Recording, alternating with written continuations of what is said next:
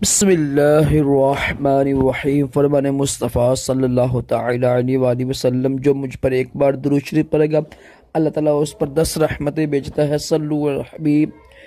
पानी 3 सांस में पीना सुन्नत मुबारक है। राशिद अतारी नूरी दवा खाने की तरफ से। और आप दिख रहे हैं मुजरब नुस्खा लेकर आया हूँ।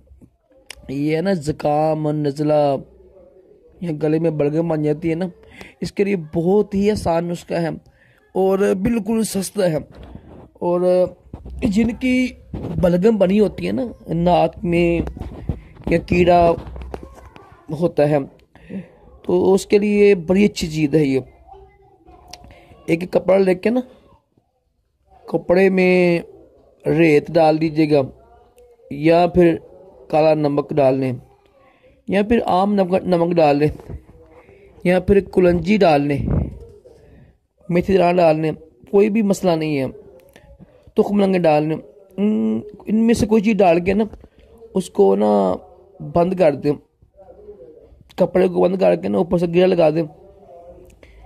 तो इस्त्री लेके ना इस्त्री के ऊपर रखें या तवे में गर्म करके ना, ऊपर गर्म कर उसको ना, जब देखें ना कि काबिल बर्दाश्त हो गई नाक है ना आपकी, जो नाक के ऊपर इसको ना टिकोर करें, ठीक है, टिकोर करें। इंशाल्लाह जितना भी बलगम होगी ना, फंसी बलगम होगी, सारी बाहर आ जाएगी।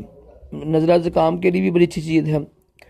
तो चंद दिन कीजिएगा, इंशाल्लाह चंद ही दिनों में आपका ये गले का कीड़ा होता है जो बलगम बन जाती है, नज़ला ज़ुकाम हो जाता है, सबके लिए अच्छी चीज़ है ये। अल्लाह ताला हम सबको भी तमाम जिस्मानी रूहानी बीमारियों से महफूज के दोनों जहानों की बलाइयाँ अता करे। सल्लु अलल हबीब सल्लल्लाहु अलैहि वसल्लम।